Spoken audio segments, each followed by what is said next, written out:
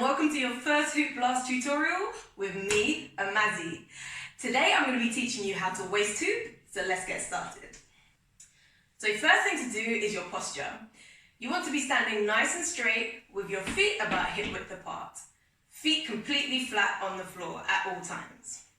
Then you want to place your hoop at the low of your back. So we're looking for here. Good. Next, your hands. So you don't want your hands too far out on your hoop. You want them nice and close into your body so we can give it a good push off. So first thing we're going to learn, pushing off our hoop. You want to wind up your hoop, keeping your body nice and straight. We're not moving our body yet. We're going to wind up our hoop, push into our belly button, and just let the hoop fall to the floor. So you see how many times the hoop went round? It went round maybe 5 or 6 times without me even moving my body before it hits the floor. So that's what we're aiming for. We're going to try it 2 more times. Taking your hoop, make sure it's nice and flat. Wind up, push off, good.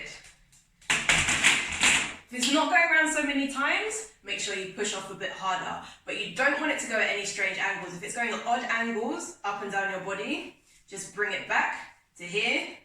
Try it a few more times until you get it. Last time we wind up, push off. Beautiful. So the next thing we want to learn is how to keep our hoop going. Really, really important.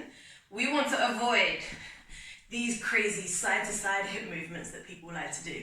That's not going to help. We also want to avoid these big circles that people do with their hips. There is a small circle, but it all comes from your core, and our main motion, let me show you now, is going to be backwards and forwards. So I'm pulsing from my belly button, backwards and forwards. You can try it with me from here. We wind up, push off, and moving backwards and forwards. If you just started hula hooping and you're looking at me going, she's not really moving, I don't understand, don't worry. When I first started hooping, I was moving like this, trying to keep my hoop going, like pushing as hard as I possibly could.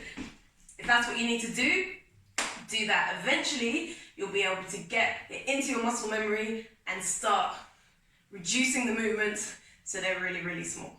So, exercises to practice with your waist hoop. The first thing you want to do is practice speeding up and slowing down your hoop. So we're going to go from here, whatever speed you're going at, and you're going to push extra hard. Try and speed up that hoop. Good. Things you want to avoid are big thrusts. Big thrusts are actually going to slow that hoop down. So what we're trying to do is make these movements as short and sharp as possible. See that? Good. Then you're going to slow your hoop down. So for this, I like to bring my hands in, slow the hoop down. Now you are going to find you have a small circular rotation. This is going to help you stay in contact with the hoop and stop it from dropping. Bring your hand out, speed up the hoop again. Like this, good. Make sure you can tell the difference. This is when you're most in control of your hoop, when it's going fast. Hands in. We slow it down. Really good. The next thing you can practice once you have your waist hooping down is bringing your feet together.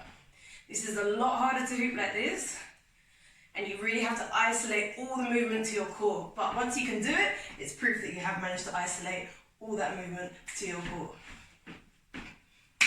Abs for days. So, other important things when you're learning to waist hoop.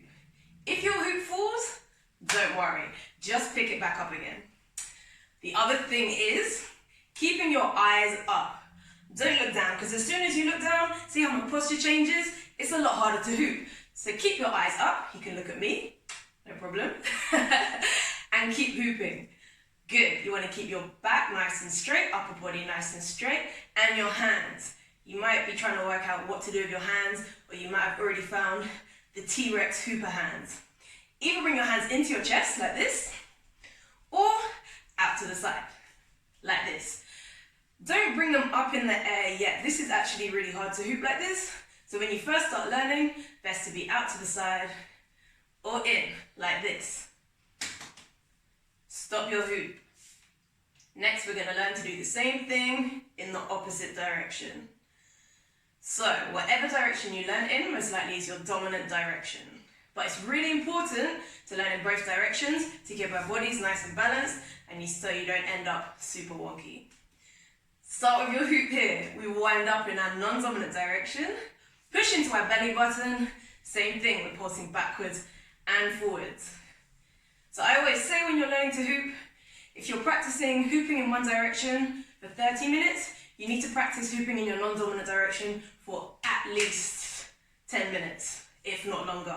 Really, really important, otherwise you can end up with some crazy injuries, or like me where you have one shoulder higher than the other. That's it. Let me know if you have any questions. You can drop them in the comments below. Otherwise,